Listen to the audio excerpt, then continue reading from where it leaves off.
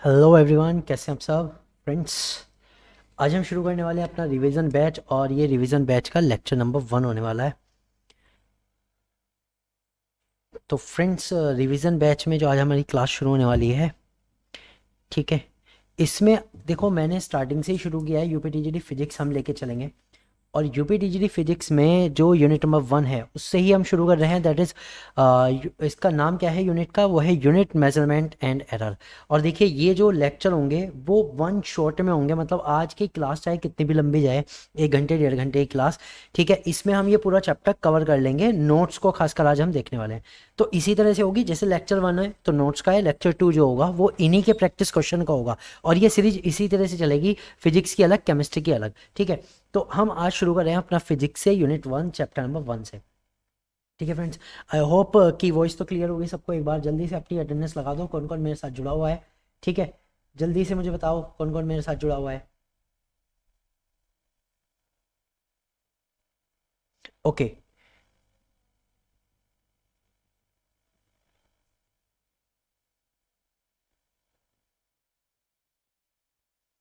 ठीक है, तो फिर शुरू करते हैं। एक बार सभी उस पर टेलीग्राम पर जाकर के शेयर कर दीजिए, ठीक है। टेलीग्राम पे जाकर जरूर शेयर कीजिए, टेलीग्राम पे जाकर जरूर शेयर कीजिए कि लाइव क्लास।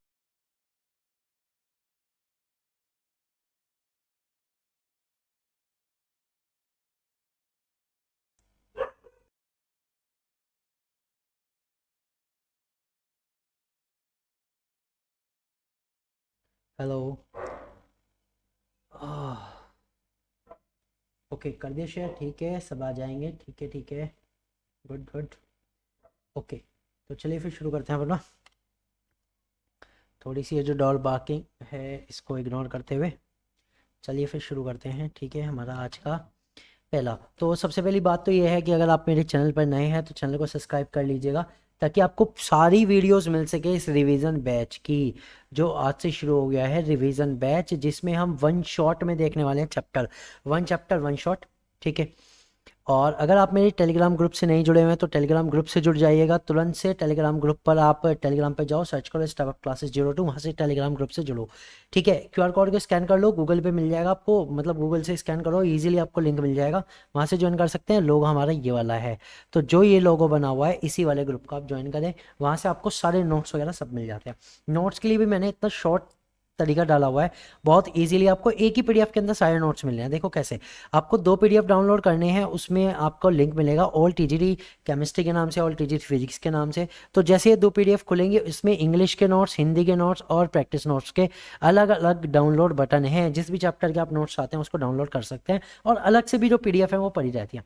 जो भी हमारी पीडीएफ जिस भी डेट की होती है वो भी सारी उसमें पड़ी रहती है। सेम फॉर फिजिक्स, फिजिक्स के लिए भी चैप्टर वाइज अलग अलग डाउनलोड बटन है, वहाँ से आप उन्हें डाउनलोड कर सकते हैं, अपनी तैयारी कर सकते हैं।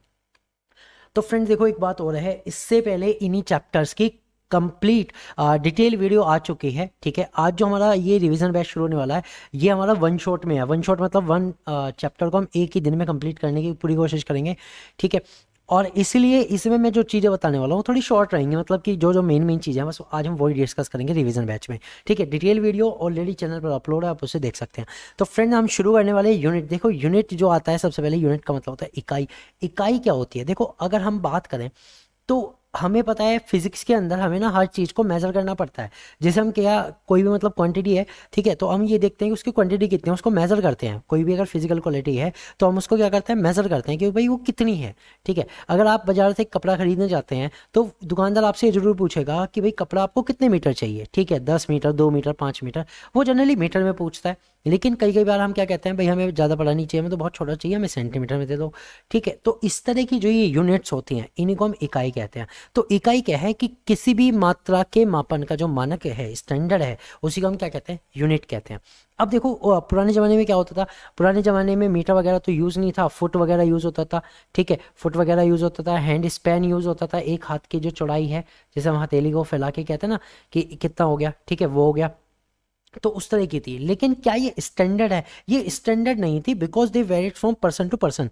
एक पर्सन के पैर की लंबाई दूसरे पर्सन के पैर की लंबाई, या फिर हाथ की हथेली की जो लंबाई होती है दूसरे पर्सन की हाथ की हथेली की लंबाई अलग अलग होती है। That's why they are not the standard. तो उसके बाद स्टैंडर्ड यूनिट्स बनाई गई कि जो एक पर्टिकुलर मेजरमेंट है वो चाहे आप वर्ल्ड वाइड कहीं भी चले जाओ वो सेम रहे, ठीक है। तो उन्हें हम कहते हैं standard of measurement of unit. Okay, this is called the unit. अब उसके अकॉर्डिंग अलग अलग जो फिजिकल क्वांटिटी है उनकी कुछ फंडामेंटल यूनिट्स होती हैं। फंडामेंटल यूनिट मतलब कि कुछ जो बेसिक यूनिट होती है वो बनाई गई, ठीक है। और उन्हीं के बाद जो दूसरी फिजिकल क्वांटिटी है उनसे जनरेट की जाती हैं, ठीक है। जैसे अगर हम बात करें तो लंबाई को हम देखो किस में नापते हैं, हमें पता है लंबाई को हम मीटर में नापते हैं। लेकिन अगर मैं बात करूं एरिया को किस में नापते हो, तो एरिया को हम किस में नापते हैं, हम कहते हैं metre into metre, that is length into breadth. तो मीटर स्क्वायर क्या हो गई, एरिया की यूनिट हो गई। लेकिन वो आई किससे, वो आई है लंबाई वाले से। तो लंबाई जो है वो एक फंडामेंटल यूनिट है, एरिया जो है उससे एक डेरिवेटिव यूनिट है। ओके, ये चीज़ क्लियर हो गई।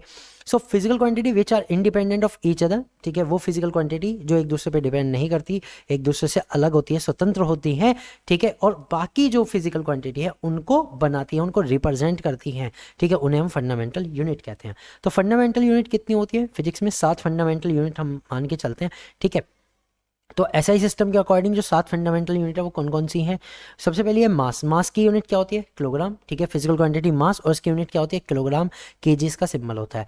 लेंथ के लिए, लंबाई के लिए एम, मीटर, ठीक है। टाइम के लिए सेकंड होती है, ध्यान देना सेकंड होती है, टाइम के लिए मिनट और हॉर्स नहीं होती, सेकंड। टेम्परेचर के लिए जो होती है वो केल्विन, ना कि डिग्री सेल्सियस और फ़ारेनहाइट, ये नहीं होती। ये अब क्या है देखो, हमें पता लगा कि जो फंडामेंटल यूनिट है टेम्परेचर की वो केल्विन है। आप फिजिक्स और केमिस्ट्री में जो भी कोई न्यूमेरिकल सॉल्व करोगे आपको जो जनरली जो टेम्परेचर रखना है वो केल्विन में रखना है, तभी आपका आंसर आएगा, ठीक है। अब ये डिग्री सेल्सियस और डिग्री फ़ारेनहाइट क्या है, ऐसी यूनिट क्या होती है? देखो ये फंडामेंटल तो यूनिट नहीं होती, ये अलग अलग सिस्टम में यूज होने वाली यूनिट होती है। ओके, तो फंडामेंटल यूनिट नहीं है।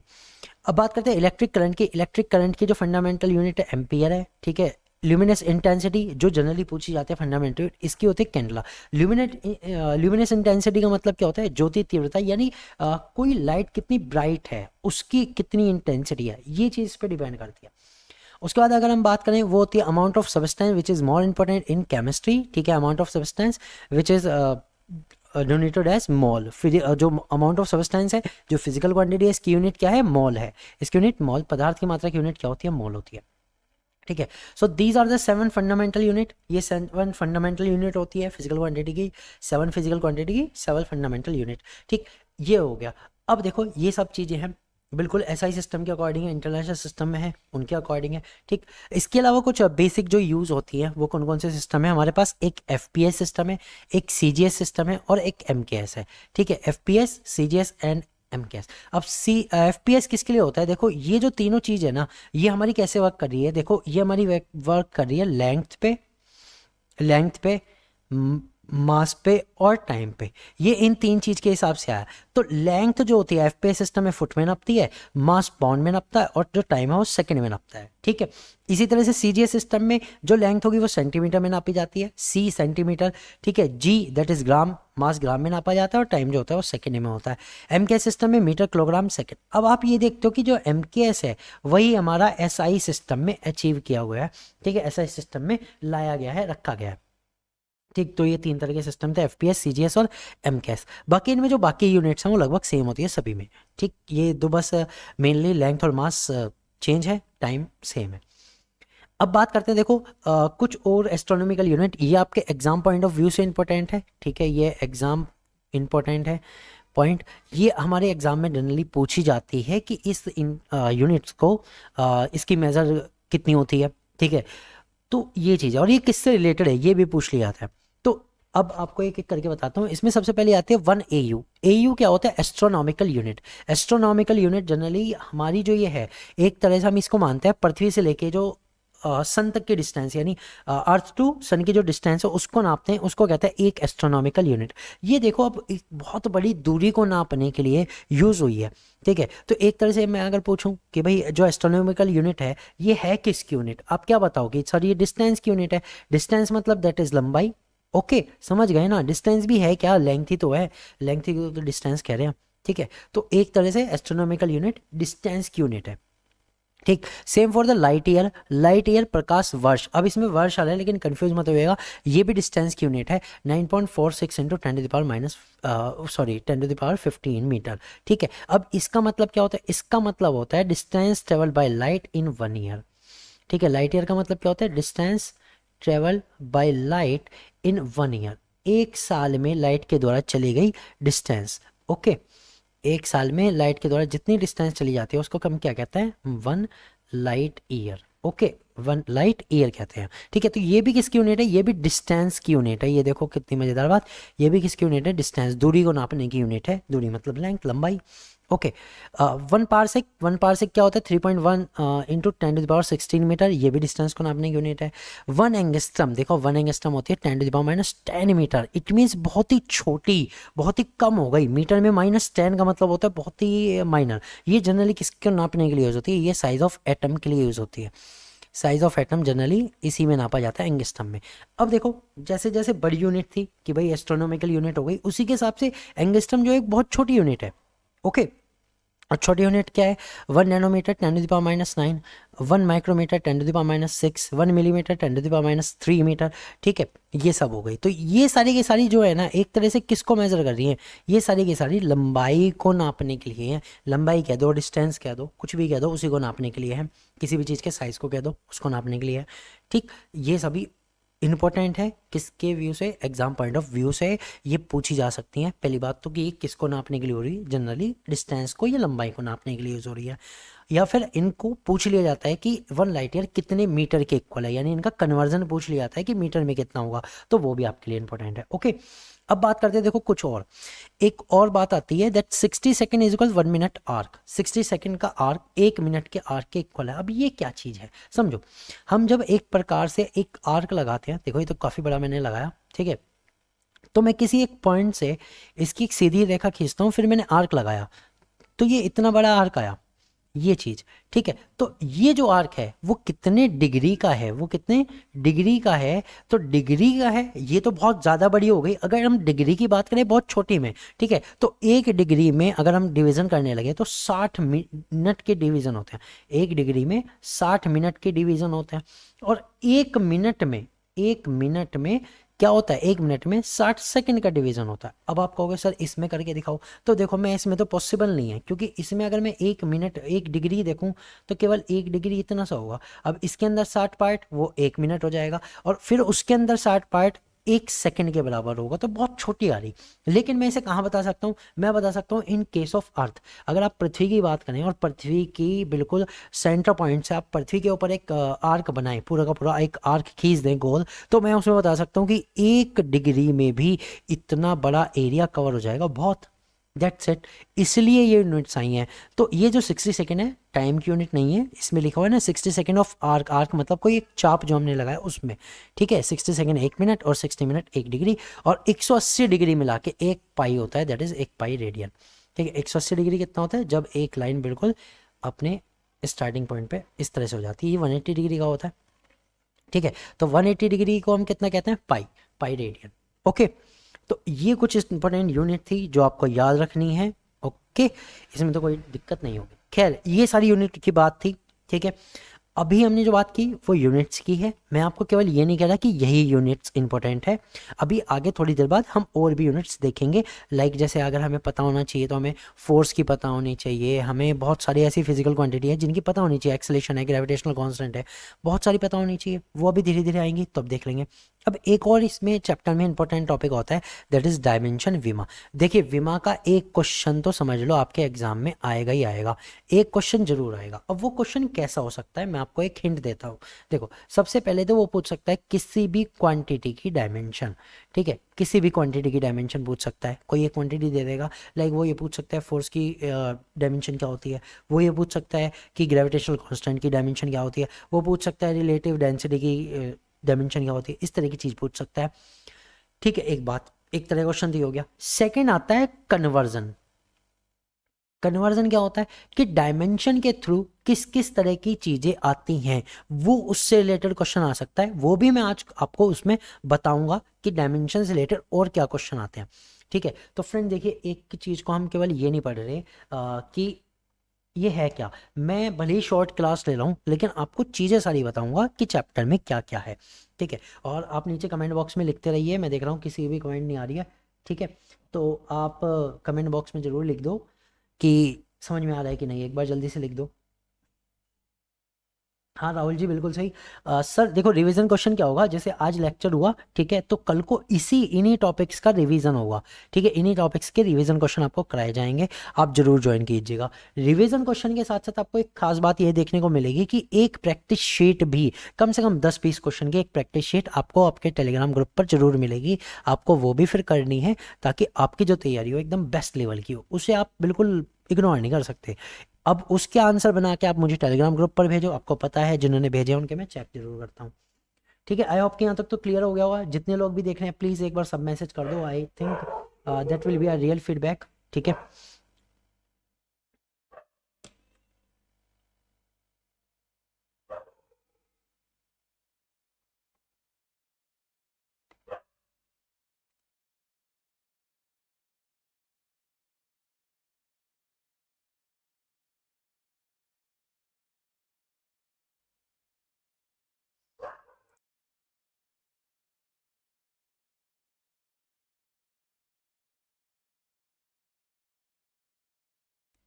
ओके दैट्स गुड, ठीक है सर, ओके समझ में आ गया सबको, वेरी गुड। तो चलिए फिर आगे चलते हैं। देखो अब हम डायमेंशन पढ़ेंगे। डायमेंशन मतलब विमा। अब ये होती क्या है आपको, देखो मैं ऐसे कैसे समझा सकता हूँ, मैं इसको ऐसे समझा सकता हूँ कि मतलब ये है क्या, ये है क्या पहले समझते हैं। हम ना कोई भी फिजिकल क्वांटिटी लिखते हैं, कोई भी हमने लिख दी, ठीक है, फिजिकल क्वांटिटी कोई भी एक फॉर्मूला लिख दिया। अब उस फॉर्मूले को मैं ये चाहता हूं कि जो फंडामेंटल क्वांटिटी मुझे पता है मैं केवल उसी में उसे डिनोट करूं, उसके अलावा किसी चीज़ को यूज़ ना करूं। फंडामेंटल क्वांटिटी कौन सी थी, जो 7 थी ना, उसी में डिनोट करना है, बाकी मैं कुछ नहीं यूज़ करूं। तो मैं वो कैसे डिनोट कर सकता हूं, उसके लिए मैं डायमेंशन को यूज़ करता हूं। समझिए बात को। मान लो मुझे ये बताना है कि स्पीड क्या होती है, ठीक है। आप कहोगे सर स्पीड जो होती है वो होती है distance upon time, distance upon time ये होती है, ये फॉर्मूला है। ये क्या है, ये एक फॉर्मूला है, ये डायमेंशन नहीं है। मैं कहता हूं मुझे जो मेरे पास फंडामेंटल यूनिट है उसमें बताओ कि स्पीड क्या होती है। आप क्या कहोगे सर स्पीड जो होती है वो क्या होगी, हम डिस्टेंस को किस में मेजर करते हैं, लेंथ में, तो एल हो गई, टी दैट इज टाइम। तो स्पीड के लिए जो डायमेंशन बनेगी एल टी की पावर -1 लिख सकते हैं हम। अब ये जो -1 आया ना, ये जो -1 आया, और अगर हम एल की भी बने तो ये 1 जो आया, ये इन्हें डायमेंशंस कहते हैं, इन्हें डायमेंशंस कहते हैं।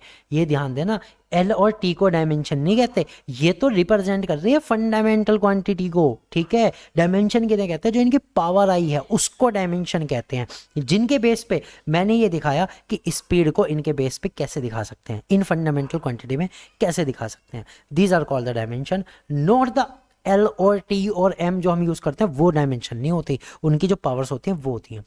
So dimension of any physical quantity are those power to which the fundamental quantity are raise to express that quantity. किसी भी भौतिक राशि के आयाम वे घाते हैं जो उस मात्रा को व्यक्त करने के लिए जो फंडामेंटल क्वांटिटी है उन पर लगाई जाती हैं। तो फंडामेंटल क्वांटिटी की पावर ही तो हमने लगाई, that is called the dimensions. Okay, so किसी भी भौतिक राशि के विमाओं के संदर्भ में उसके व्यंजक को उसका विमेय सूत्र कहते हैं। अब हमने कहा स्पीड को हम कैसे लगा रहे, स्पीड को हम दिखा रहे कि एल की पावर 1 हो गई, टी की पावर -1 हो गई। तो ये जो पूरा फॉर्मूला आया इसको हम क्या कहेंगे, इसको हम कहेंगे डायमेंशनल फॉर्मूला। इस पूरे को हम क्या कहेंगे, डायमेंशनल फॉर्मूला। तो अगर आप आज तक ये सोच के चल रहे थे कि ना कि डायमेंशन एल होती है, टी होती है, एम होती है, थीटा होती है, के होती है, तो मैं आपको बता दूं ये डायमेंशन नहीं है। इनकी जो पावर लगेगी वो डायमेंशन होती है, इनके ऊपर जो आप पावर लगाओगे, जो घात लगाओगे वो डायमेंशन होती है, ठीक है। That's point should be clear, okay.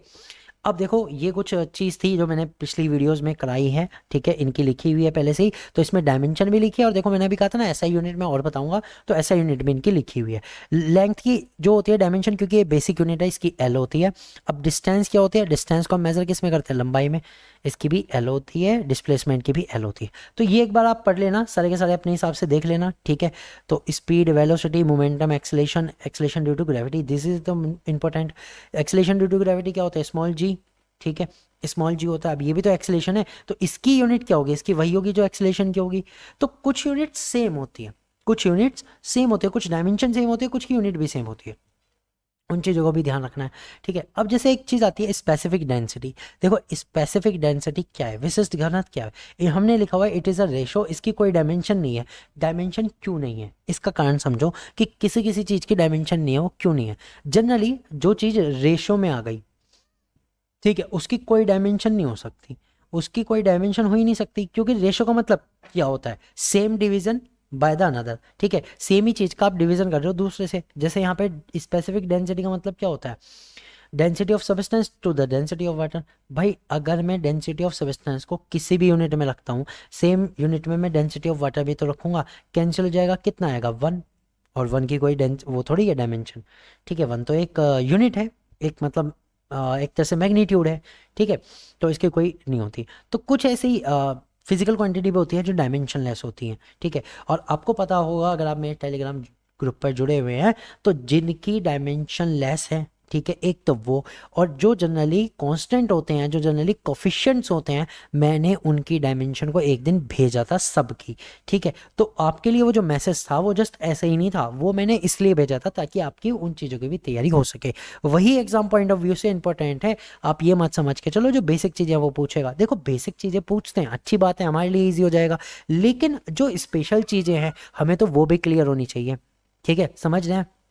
That's it. तो आप इसमें फोर्स की भी क्लियर करके जाएं। देखो फोर्स और भार की बात करूँ तो एक ही है। भार क्या होता है, द्रव्यमान क्या होता है। देखो अब इसको समझो, ये बहुत कन्फ्यूजन वाला चीज़ होती है कि सर मास और वेट में क्या डिफरेंस है। समझो मास क्या है, mass is the amount of substance in anything, ठीक है। Mass is amount of substance in anything. Weight क्या होता है, weight is the mass influenced by the gravity. Weight क्या होता है, mass influenced by the gravity. वो चीज वेट होती है जब किसी मास पर ग्रेविटी का असर हो जाए, ग्रेविटी उसको खींच ले। तो जितना ग्रेविटी ज़्यादा खींचेगी उतना ज़्यादा वेट होगा, जितना कम खींचेगी उतना कम वेट होगा। सपोज आपको बताता हूँ, किसी चीज़ का पृथ्वी पर जो वेट है वो 60 है, समझ रहे हो, 60 है। तो 60 में से क्या उसके अंदर 60 किलोग्राम जो हम लिखते हैं ना, 60 किलोग्राम, वो भार नहीं है, वो तो 60 किलोग्राम जो हमने लिखा वो वेट है, लेकिन उसमें से मास नहीं है। वो मास कितना होगा, मास उसमें से जो हमने ची किया है वो हटा दो, यानी कि 6 किलोग्राम के करीब उसका मास आएगा। अब वो मास अगर मैं चांद पर ले जाऊं, यानी वो 60 किलोग्राम की बॉडी जो कि तो चांद पर चली गई, तो उसका वेट घट गया। वेट घट गया, कैसे घट गया, क्या उसका कोई हड्डी या कुछ भी उसमें जो चीज़ें हैं, बॉन्स वगैरह हैं, क्या वो घटी हैं। किसी भी व्यक्ति की अगर मैं बात करूं, क्या वो सब घट गया, नहीं घटा। उसकी कोई वॉल्यूम कम हो गया, नहीं हुआ। जितनी जगह वो ले रहा था उतनी है, मास पे जाके वो छोटा थोड़ी हो गया। समझो बात को, यानी उसकी क्या चीज़ घटी है, weight. So weight is the mass which is influenced by the gravity. Weight gravity, ठीक है, ग्रेविटी के कारण जो मास खिंचता है वो है, that is W is equal M G होता है। और मास जस्ट कितनी अमाउंट है सब्सटेंस की वो होती है, ठीक है। क्लियर हो गया, तो ये आपको कन्फ्यूजन कभी नहीं होना चाहिए, ठीक है। और आई थिंक यहाँ तक तो चीज़ें क्लियर हो गई होंगी। तो ये जो चीज़ें मैंने लिखी हुई है भाई, डायमेंशन इनको जरूर करना। फोर्स की dimension M L T inverse, ठीक है, M L T inverse square, और इस तरह से वेट की M L T inverse square, ठीक, इस तरह से ये सब है। और ये कुछ खास जो नीचे मैंने लिखी हुई है, जो रेड कलर में मैंने लिख के दी है, ये बहुत ही ज़्यादा इंपॉर्टेंट है। जैसे कि मॉड्यूलस ऑफ इलास्टिसिटी, प्रत्यास्थता गुणांक, प्रस्थ तनाव, सरफेस टेंशन, ठीक है, ग्रेविटेशनल कांस्टेंट, गुरुत्वीय नियतांक that is G, capital G होता है, ठीक है। इनकी फॉर्मूला वगैरह भी इंपॉर्टेंट है। एंगुलर एक्सेलेरेशन दैट इज कोणीय त्वरण, एंगुलर मोमेंटम कोणीय संवेग, ठीक है। स्पेसिफिक हीट विशिष्ट ऊष्मा, लेटेंट हीट गुप्त ऊष्मा, प्लांक्स कांस्टेंट, प्लांक नियतांक, यूनिवर्सल गैस कांस्टेंट, सार्वत्रिक गैस नियतांक, और coefficient of viscosity that is क्षारकता गुणांक। ओके, ये सभी जो हैं बहुत ही ज़्यादा इंपॉर्टेंट है, और आप इनको जरूर क्लियर करना, ठीक है।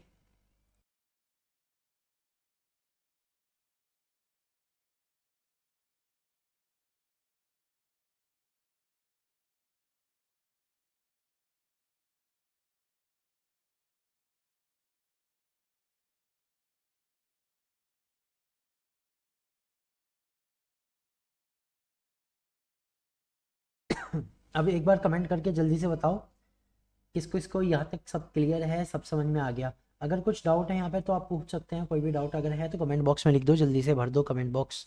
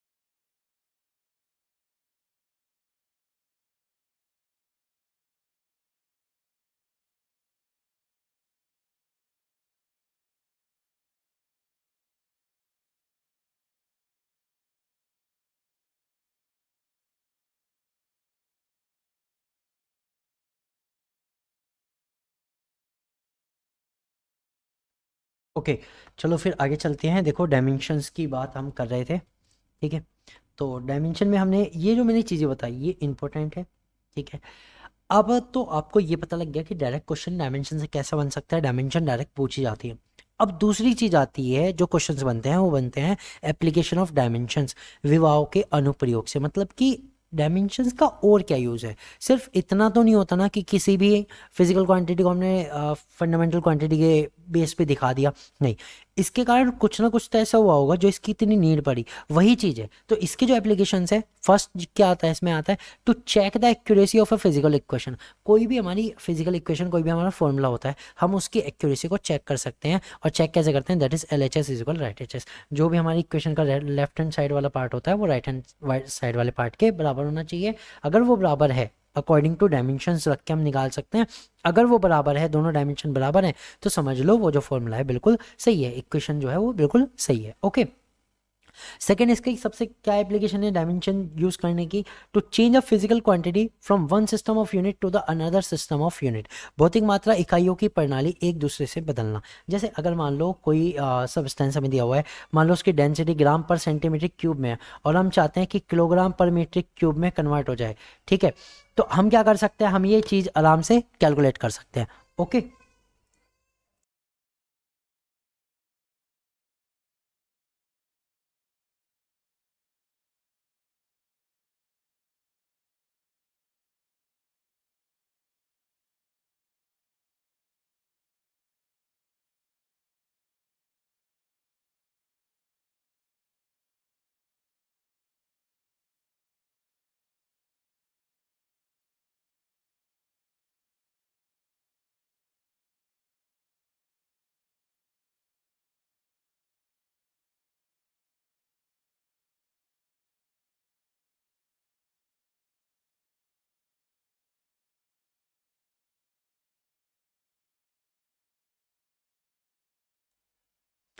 Okay.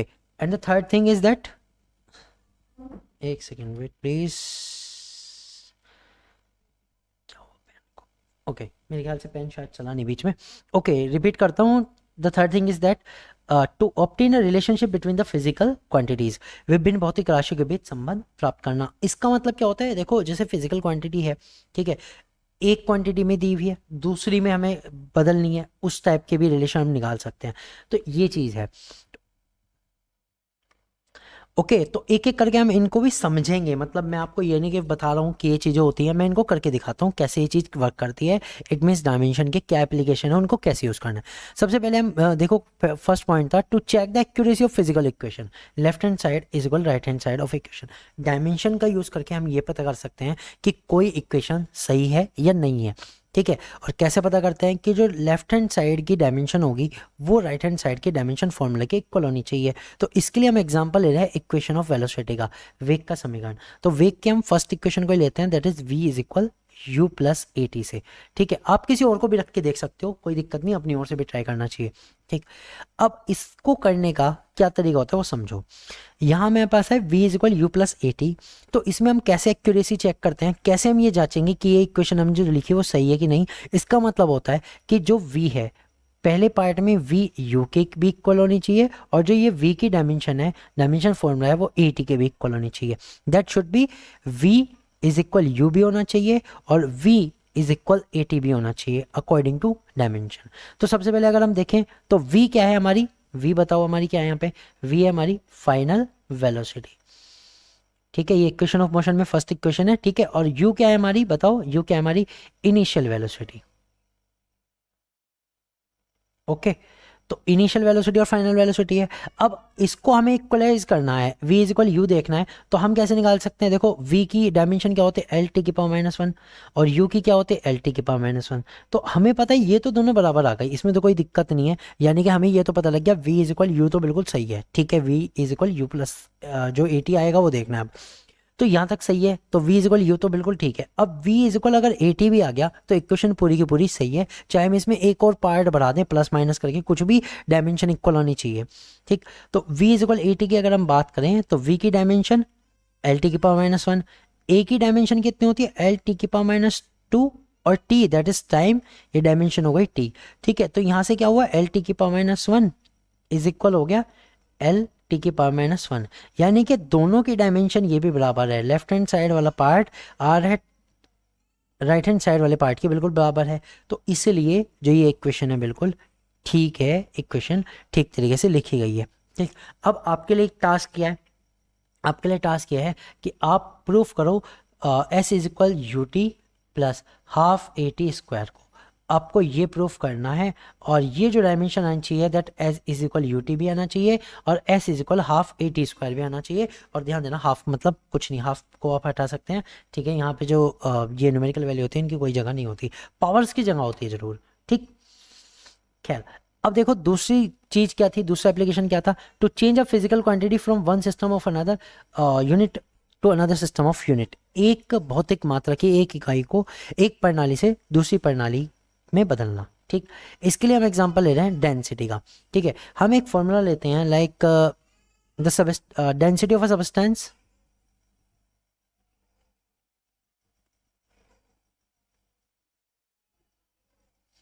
Is 13.6 gram per centimetre cube. ठीक है, we have to calculate density in kilogram per metre cube. हमें डेंसिटी किस में निकालनी है, किलोग्राम पर मीटर क्यूब में निकालनी है। तो एक सिस्टम जो कि हमें ग्राम सेंटीमीटर पर क्यूब में दिया हुआ था किलोग्राम पर मीटर क्यूब में है, लेकिन यूज़ करना है डायमेंशंस। अब डायमेंशंस का यूज़ करते हुए करना है। ठीक है, तो हम इसको कैसे करेंगे, देखो इसको करने का एक फॉर्मूला तरीका होता है, फॉर्मूले के थ्रू हम करेंगे। दैट इज N1, यानी कि जो सिस्टम है उसमें क्या चेंजेस है, क्या उसमें हमें मात्रा दी गई है वो N1 है। ठीक, और अब ये जो ग्राम पर सेंटीमीटर क्यूब है, ग्राम के लिए आएगा M1, ठीक है, मास के लिए M, और सेंटीमीटर क्यूब का मतलब क्या हुआ L1 to the power minus 3। ये जो मुझे दूसरी में चेंज करना है वो भी इसके बराबर रहेगा, दैट इज N2 हो जाएगी क्वांटिटी और M2 L2 की पावर माइनस 3 ये होगा। ठीक, इस फॉर्मूले को हम यूज़ करते हुए करेंगे। अब ये जो फॉर्मूला बना मैं आपको बता देता हूँ, इसमें N1 जो है वो आपकी जो भी न्यूमेरिकल वैल्यू दी गई है जिसे आपको चेंज करना है वो है। ठीक है, M1 और L1 जो आपकी पहली सिस्टम की दी गई है उसके अकॉर्डिंग आया। यहाँ अगर सेकंड होता, टाइम होता, कुछ भी होता ना तो उसके लिए टी भी आता। यहाँ हमारे पास नहीं है, केवल ग्राम और सेंटीमीटर क्यूब है तो मैंने वही रखा है। ओके, सेकेंड सिस्टम हमारा किसका है, किलोग्राम और मीटर क्यूब, तो M2 और L2 उन्हें रिप्रेजेंट करेंगे। ठीक, अब मुझे बताओ मुझे क्या निकालना है, मुझे N2 निकालना है क्योंकि N1 तो दिया हुआ है। तो N2 बराबर क्या हो जाएगा, N2 बराबर क्या हो जाएगा, N2 बराबर हो जाएगा, क्या हो जाएगा बताओ जल्दी, N2 बराबर हो जाएगा N1 into M1 upon M2।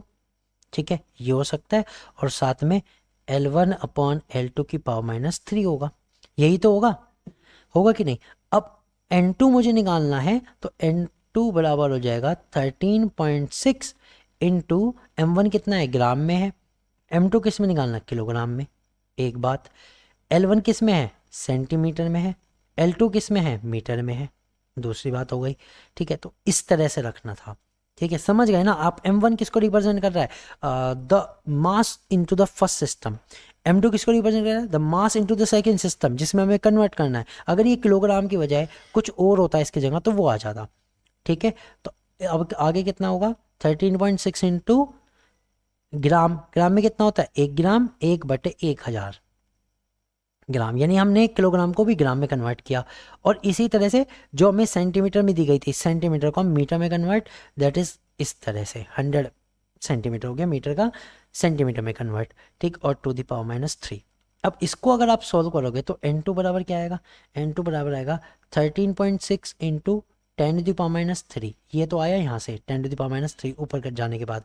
ठीक है, और इंटू में ये कितना है, 10 टू द पावर माइनस 2 ऊपर हो जाएगा और minus 6, that is 10 to the power 2 into 6, that is 6 हो गया सिर्फ। ठीक है, और N2 बराबर कितना हो गया, 13.6 इंटू 10 टू द पावर 3। अब ये जो आंसर आया ये किस में आएगा, ये आएगा किलोग्राम पर मीट्रिक क्यूब में, ये आपका आंसर आएगा। ठीक है, तो इस तरह से हमने क्या देखा कि जो ग्राम पर सेंटीमीटर क्यूब था उसका हमें ये पता लग गया कि अगर हम किलोग्राम पर मीटर क्यूब में लेते तो उसमें 13.6 इंटू 10 टू द पावर 3 आ जाता। तो डायमेंशन को ही यूज करके हमने यहाँ पे ये चीज की है। अगला जो डायमेंशन का यूज आता है वो ये आता है, to obtain a relationship between different physical quantity, यानी एक फॉर्मूले को किसी दूसरे फॉर्मूले से दूसरी यूनिट को यूज करके हमें बना के देखते हैं। ठीक, तो इसमें हमें क्या करना है, देखो ये कह रहे हैं the centripetal force F acting on a particle revolving in a circular orbit depends upon the mass of the particle m, the radius r of the circle and the speed v of the particle. ठीक है, ये कह रहे हैं जो centripetal force होता है वो ये कह रहे हैं 3 चीज़ों पे डिपेंड कर रहा है, एक तो मास पे, एक रेडियस पे और एक v पे। v क्या है, वेलोसिटी ऑफ द पार्टिकल। ठीक है, 3 चीज़ों पे डिपेंड करता है। अब हमें क्या बताना है, हमें ये बताना है कि f का फॉर्मूला m r और v की टर्म में क्या होगा, क्या इसका फॉर्मूला बनेगा इन 3 की टर्म में, ये चीज़ है। इसको भी हम किससे बनाएंगे, इसको भी हम डायमेंशन से बनाएंगे। अब डायमेंशन के लिए सबसे पहले तो आपको ये पता होना चाहिए कि फोर्स की डायमेंशन क्या है, फिर m की डायमेंशन दैट इज मास है तो m हो जाएगी। रेडियस क्या होती है, रेडियस क्या होती है, एक तरह से डिस्टेंस ही तो होती है भाई, लेंथ ही तो होती है, तो वो तो l हो जाएगी। ठीक, और स्पीड, स्पीड की जो डायमेंशन होती है वही रखेंगे। तो f की जगह क्या आ गया, एम एल टी की पावर -1, और अब ये जो m है इसकी पावर हम रखेंगे a, r की पावर अभी रखेंगे b और v की पावर रखेंगे c। ठीक है, क्योंकि हमें क्या करना है, हमें पता था ना, हमने क्या करा था कि फंडामेंटल की पावर्स चढ़ाते हैं, तो हमने यहाँ पे फंडामेंटल को पावर दी है कि कितनी पावर के इक्वल ये होगा। तब एम एल टी की पावर -2 होता है, सॉरी एम एल टी की पावर -2 इज इक्वल हो जाएगा m दैट इज मास की पावर a है, r के लिए क्या होती है लेंथ, क्योंकि रेडियस है लेंथ में नापी जाएगी, टू द पावर b है, और velocity that is L T की power -1 to the power c है, ये चीज है। अब इनको आप इक्वलाइज करोगे दोनों साइड, जैसे अभी थोड़ी देर पहले किया था, तो एम एल टी की पावर -2 तो यहाँ से आ गया। अब मैं इनको एक साथ लिखता हूँ, तो m की पावर a है, l की पावर b प्लस c हो जाएगी, t की पावर -c हो जाएगी। देखो ये फॉर्मूला मैंने सब खोल दिया ना, उसके बाद ही आया। अब m की पावर 1 बराबर है m की पावर a के, तब a बराबर तो 1 आ जाएगा। ठीक है, इनको इक्वलाइज करा mm को। अब दूसरी चीज मैं l को इक्वलाइज करता हूँ दोनों साइड, तो l की पावर 1 है और इक्वल है l की पावर b प्लस c के, तो 1 is equal b plus c आया। तीसरे वाले से मैं देखता हूँ t की पावर -2 बराबर है t की पावर -c के, तो c बराबर 2 आ गया। अब ये जो c बराबर 2 आया, इससे हम अगर निकालते तो b बराबर -1 आया।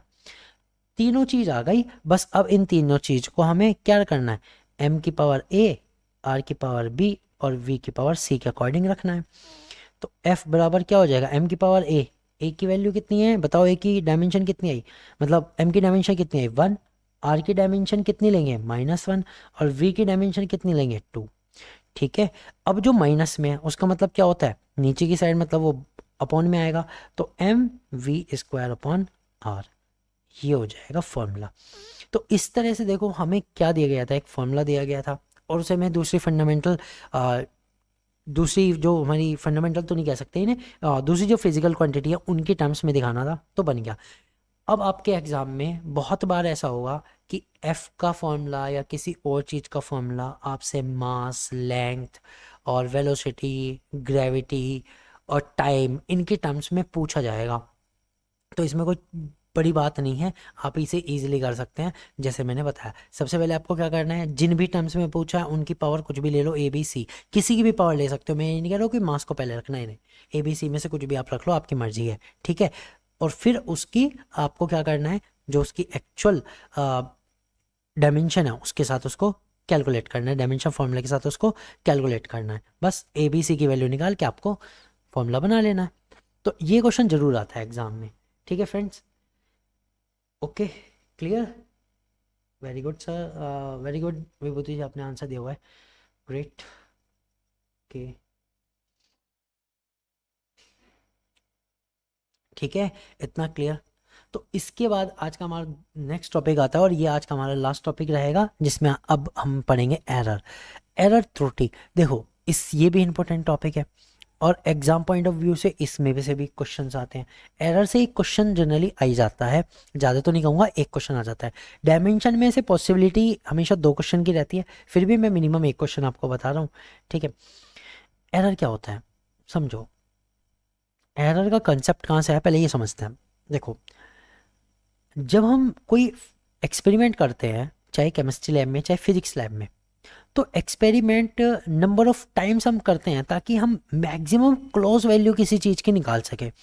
मान लो अगर मैं किसी भी वर्नियर कैलिपर्स के थ्रू एक कॉइन की रेडियस निकाल रहा हूँ, ठीक है, या मैं स्क्रू गेज के थ्रू किसी भी स्क्रू की जो रेडियस निकाल रहा हूँ, थिकनेस निकाल रहा हूँ, तो मैं ये मानता हूँ कि शायद मैंने एक बार में कोई थोड़ी सी मिस्टेक कर दी हो, थोड़ी सी। तो हम दोबारा दोबारा नंबर ऑफ टाइम्स एक्सपेरिमेंट करते हैं। अब नंबर ऑफ टाइम एक्सपेरिमेंट करने के बाद हम ये पता लगा सकते हैं कि जो हमारी एक्चुअल वैल्यू आनी चाहिए थी और जो हमारी एक्सपेरिमेंटल वैल्यू आ रही थी उनमें क्या एरर है, कितना कम ज़्यादा है जो हमेशा आ रहा है। ठीक है, this is called the error. यानी कि जो हमें माप लेनी थी और जो उसकी एक्चुअल है उसमें क्या डिस्टेंस है, उसमें क्या डिफरेंस है, उसी को हम क्या कहते हैं, एरर कहते हैं। So lack in the accuracy in the measurement, किसी भी चीज़ के मापन में कि जो एक्यूरेसी है, जो सटीकता है, उसमें कितनी कमी है, उसी को हम क्या कहते हैं, एरर कहते हैं। ठीक है, क्लियर हुई बात। हमें मान लो किसी चीज़ को मेज़र करनी थी, ठीक है, किसी ने बताया कि मेज़र करने के कारण जो ग्रेविटी आती है 9.8 आती है, ठीक है, 9.8 आती है मीटर पर सेकेंड स्क्वायर के हिसाब से आती है जी की वैल्यू। लेकिन अगर हम कैलकुलेट कर रहे हैं और मान लो वो 9.79 आती है या फिर 9.76 आ गई, तो यहाँ पे हमें पता है कि ये एक्चुअल वैल्यू से डिफ़र है ना, तो यहाँ कुछ ना कुछ एरर जरूर आएगी, कुछ ना कुछ एरर जरूर आएगी। ठीक है, तो ये जो वैल्यू हमारी आई एक्सपेरिमेंटल वैल्यू और जो ट्रू वैल्यू है उसके बीच का जो डिफरेंस है उसी को हम क्या कहते हैं, उसी को हम एरर कहते हैं। तो किसी भी मात्रा के मापे गए मान, ठीक है, जो हमने मेज़र किया वो ये वाली जो दो वैल्यू है नीचे वाली, ठीक है, मेज़र वैल्यू है, और जो वास्तविक मान है जो ऊपर वाला है वो वास्तविक मान है, इनके बीच जितना भी डिफरेंस है उसी को हम क्या कहते हैं, एरर कहते हैं, उसको हम क्या कहते हैं, एरर कहते हैं। क्लियर होगी बात। ठीक है, अब एरर को अलग अलग पॉइंट में डिवाइड किया गया है, एरर अलग अलग टाइप की होती हैं, ठीक है, तो वो देखते हैं। तो सबसे पहले क्या आती है, सबसे पहले आती है एब्सोल्यूट एरर, एब्सोल्यूट एरर। उसके बाद हम क्या निकालते हैं, मीन एब्सोल्यूट एरर, फिर उसके बाद होती है रिलेटिव एरर, उसके बाद होती है परसेंटेज एरर। तो 4 टाइप की एरर हमें देखनी है, समझनी है और एक एक करके हम इन्हें पढ़ेंगे। ठीक, तो देखो सबसे पहले हम देखते हैं कि एब्सोल्यूट एरर क्या होती है। पूर्ण त्रुटि, यानी जिसको हम रियल एक तरह से एरर जो मानते हैं ना, वो है ये। So the difference between the true value and the measure value, जो ट्रू वैल्यू है और किसी भी चीज़ की जो मेजर वैल्यू है उसके बीच का जो डिफरेंस होगा वही क्या होगी, एब्सोल्यूट एरर होगी। इसको करके दिखाते हैं। Suppose in an experiment,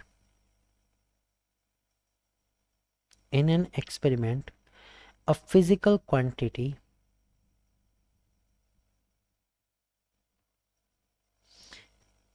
is given, physical quantity is measured as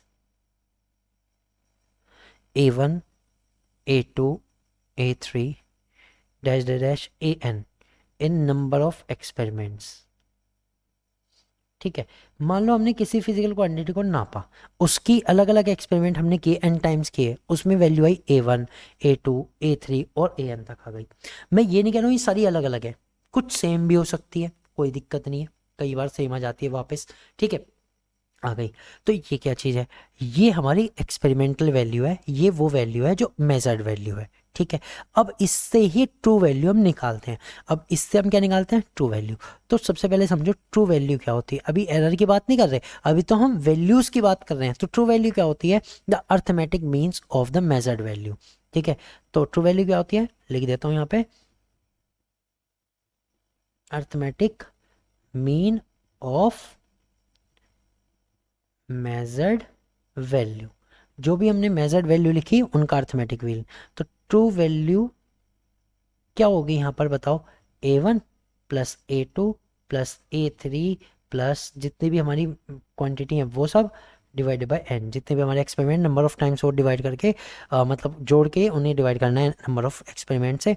ठीक है, तो यहाँ से जो हमें मान लो आई कितनी आई, am आ गई। ठीक है, तो am जो है हमारी ट्रू वैल्यू है, ये हमारी क्या है, ट्रू वैल्यू। अब एरर कितना है वो देखते हैं। तो एब्सोल्यूट एरर क्या होता है कि हर एक एक्सपेरिमेंट में कितना एरर हमारा आया, तो वो कैसे निकलता है, वो निकलता है, अभी हमने लिखा था, true value minus measured value. जो भी हमने मेजर्ड की उस वैल्यू में हमें घटाना है, किस में से, ट्रू वैल्यू में से।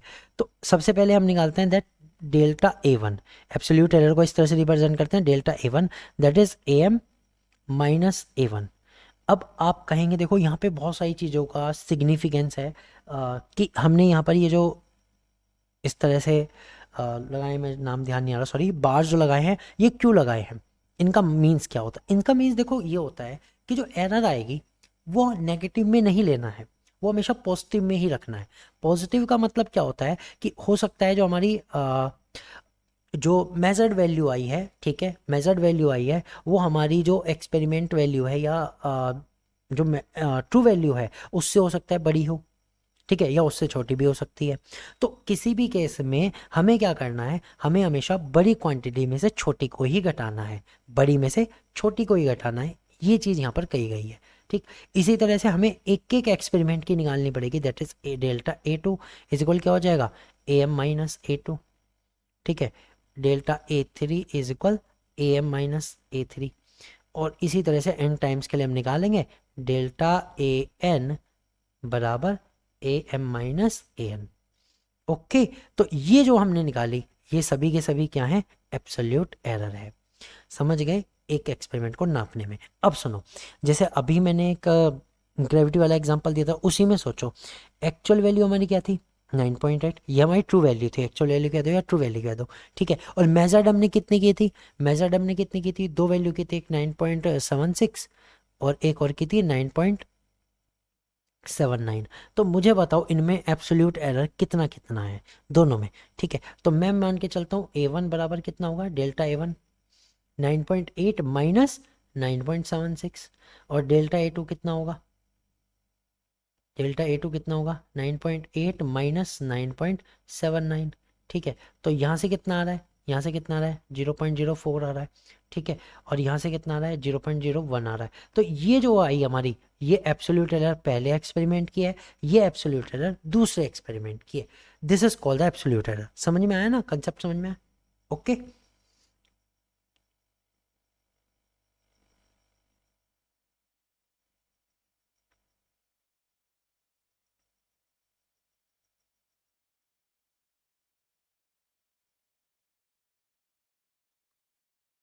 अब मीन एब्सोल्यूट एरर ये क्या होता है, तो निरपेक्ष त्रुटि के परिमाण का अंक गणितीय माध्य। अब जो हमने एब्सोल्यूट एरर निकाली, जब उनका माध्य लेते हैं, जब उनका मीन लेते हैं, तो उसे हम क्या कहते हैं, मीन एब्सोल्यूट एरर, ठीक है।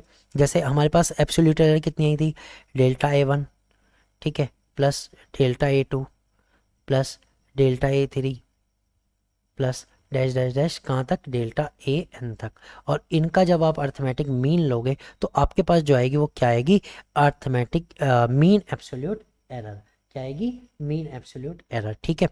तो हम इसको किससे रिप्रेजेंट कर सकते हैं, हम इसको डेल्टा A से रिप्रेजेंट कर सकते हैं या डेल्टा AN से रिप्रेजेंट कर सकते हैं। तो मीन एब्सोल्यूट एरर आ गई। अब इसका क्या चीज़ है, ये सिग्निफिकेंस क्यों है, देखो इससे हमें क्या पता लगता है कि अगर हम 100 एक्सपेरिमेंट किसी चीज़ के कर रहे हैं तो अप्रोक्सीमेटली इतनी एरर सब में है, इतनी एरर सब एक्सपेरिमेंट में लगभग इतनी मीन एरर आ ही रही है। हमने एक एवरेज निकाल लिया कि भाई इतना एरर तो इसमें चल ही रहा है, ठीक है। तो इतना एरर के साथ हमें पता लग जाएगा जो हमारे अपरेटस है वो 100% सही है या नहीं है। अगर उसमें 100% मतलब कोई ना कोई एरर पॉइंट की भी है तो हम ये कह सकते हैं भाई इसमें इतनी एरर तो है, इतना तो हमें आगे लेके हमेशा चलना पड़ेगा, दैट्स इट, ठीक है। इसलिए मीन एब्सोल्यूट एरर हम निकालते हैं, ओके। अब बात करते हैं तीसरी जो होती है, वो होती है रिलेटिव एरर।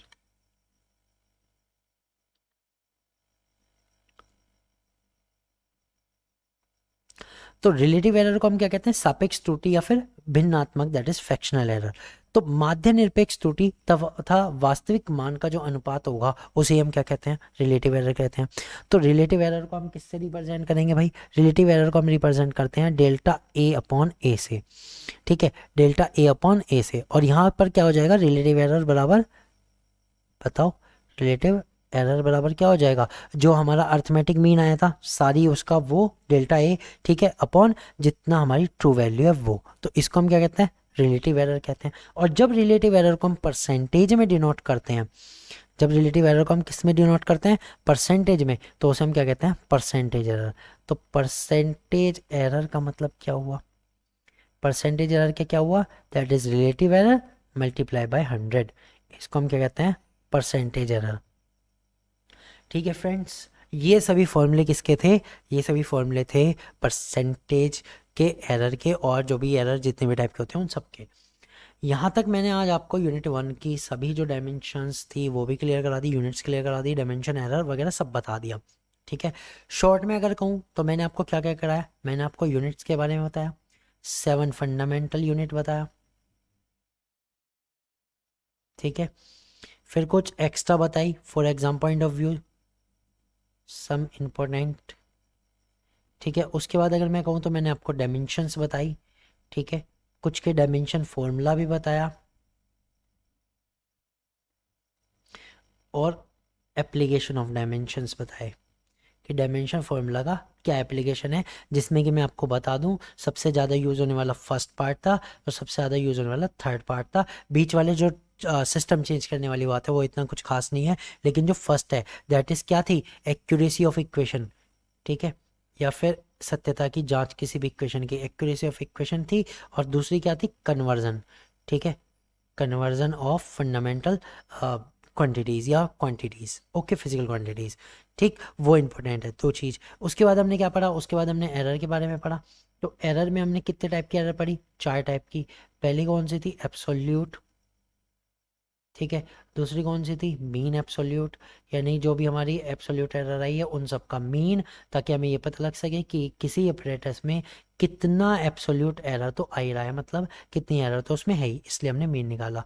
फिर हमने निकाली रिलेटिव एरर, कि हमारी जो ट्रू वैल्यू है और एब्सोल्यूट जो मीन एरर आई उसमें क्या रेशो है वो, और उसके बाद हमने उसको कन्वर्ट कर दिया परसेंटेज में, that is called the percentage error. Okay friends, तो ये सारे टॉपिक मैंने इसमें क्लियर कराए हैं आज की क्लास में। आई होप कि लेक्चर 1 आपको अच्छा लगा होगा। अच्छा लगा है तो ज़रूर लाइक कीजिएगा और अपने फ्रेंड्स के साथ शेयर जरूर कीजिएगा जिनको इस चीज़ की ज़रूरत है। ठीक है, और फिर हम अब कल की क्लास में थोड़ा सा और टॉपिक रह गए एरर इन एडिशन वगैरह, वो कल करेंगे। ठीक है, और कल की क्लास में ही हम क्या देखने वाले हैं, प्रैक्टिस क्वेश्चन भी देखने वाले हैं। तो कल का लेक्चर भी बहुत इंपॉर्टेंट होने वाला है, ज़रूर ज्वाइन कीजिएगा। ठीक है, तो मिलता हूँ मैं आपसे कल। Goodbye everyone.